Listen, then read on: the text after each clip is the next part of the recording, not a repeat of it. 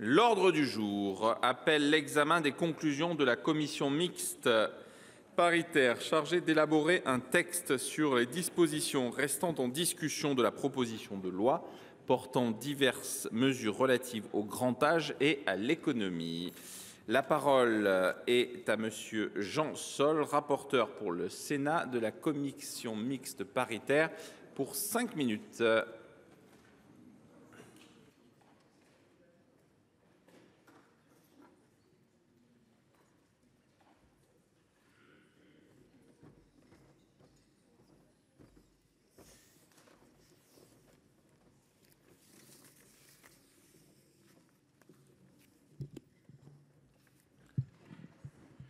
Monsieur le Président, Madame la Ministre, mes chers collègues, la commission mixte paritaire réunie le 12 mars est parvenue à établir un texte commun, finalement intitulé « Proposition de loi portant mesures pour bâtir la société du bien vieillir et de l'autonomie ». Le compromis issu de la CMP préserve pour l'essentiel l'équilibre du texte voté par le Sénat, qui avait veillé à recentrer la proposition de loi sur ces mesures susceptibles d'avoir un impact réel et positif. Face aux enjeux liés au vieillissement de la population et aux besoins considérables qui s'annoncent, cette proposition de loi fait figure de texte d'attente. Le vote dans les mêmes termes par les deux assemblées de l'article 2 bis B appelle l'impérieuse nécessité de mettre rapidement à l'ordre du jour un projet de loi de programmation pluriannuelle pour le grand âge afin de donner aux acteurs professionnels et usagers une lisibilité concrète sur les moyens qui seront mis en œuvre pour une politique de l'autonomie à la hauteur des enjeux. Il est particulièrement urgent de prendre à bras le corps le sujet de l'attractivité des métiers du grand âge et de l'autonomie, notamment ceux de l'aide et de l'accompagnement à domicile, si l'on veut réussir le virage domiciliaire. Cela passe par une revalorisation de la rémunération de ces professionnels, mais d'autres leviers devront également être saisis, comme la création d'une spécialisation en gériatrie de l'exercice infirmier en pratique avancée, que j'appelle de mes vœux. Le texte que nous devrions examiner pour la dernière fois aujourd'hui contient cependant certaines avancées qui justifient de le soutenir.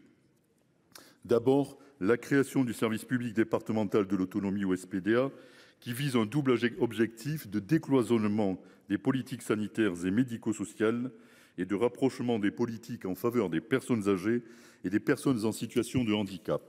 Le texte de la CMP conserve les principaux apports des deux assemblées. Le dispositif proposé présente l'avantage de la souplesse et de l'adaptabilité aux réalités locales, car la réponse aux objectifs du SPDA pourra varier selon les territoires. Le texte de la CMP confirme l'inscription territoriale du SPDA, qui sera le lieu de la coordination et de la planification pluriannuelle des politiques de l'autonomie. La réintroduction d'une conférence nationale de l'autonomie à l'article 1er, dans un format moins institutionnel, sur le modèle de la conférence nationale du handicap, permettra de donner une impulsion à la politique de prévention de la perte d'autonomie, sans créer une structure qui complexifierait le paysage. Je considère que la logique de parcours doit être un pilier du SPDA, lequel doit s'inscrire dans la perspective du virage domiciliaire et favoriser un continuum des modes d'accompagnement et de soins. Ceci inclut naturellement le maintien au domicile, qui devra être rendu possible dès lors qu'il correspondra aux souhaits de la personne âgée, mais aussi l'habitat intermédiaire, résidence autonomie, résidence service, habitat inclusif, l'EHPAD qui reste nécessaire, et donc la place doit être repensée et mieux valorisée, ainsi que dans certains cas, l'hospitalisation en unité de soins de longue durée.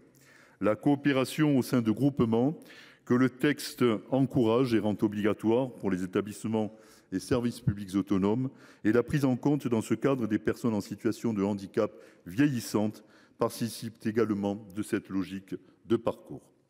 En revanche, la CMP est revenue sur la disposition prévoyant un avis du président du conseil départemental sur la nomination des directeurs d'EHPAD publics, considérant qu'elle aurait remis en cause la répartition des compétences avec les maires.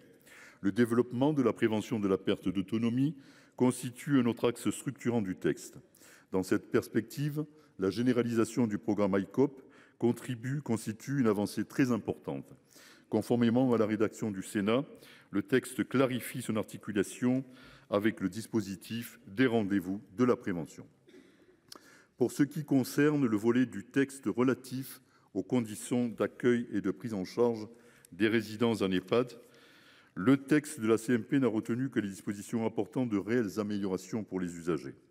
La CMP a confirmé la création d'un droit pour les résidents d'EHPAD de voir leur animal domestique accueilli au sein des établissements, en prenant en compte la volonté du Sénat d'encadrer ce droit afin de garantir la santé et la sécurité des résidents et du personnel, ainsi que le bien-être des animaux.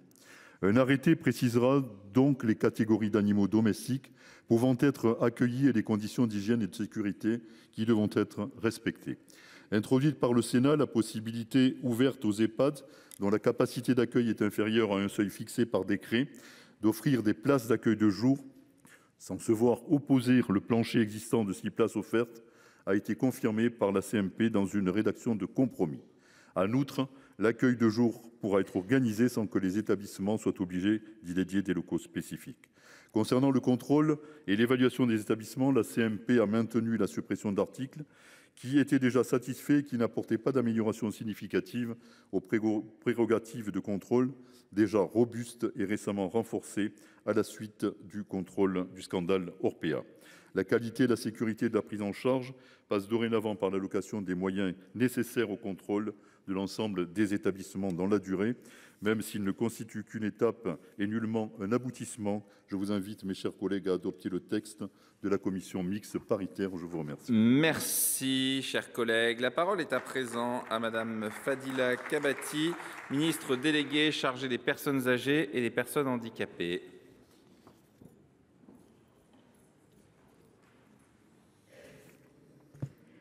Merci bien, Monsieur le Président. Monsieur le Président de la Commission des Affaires sociales, Madame la rapporteure, Monsieur le rapporteur.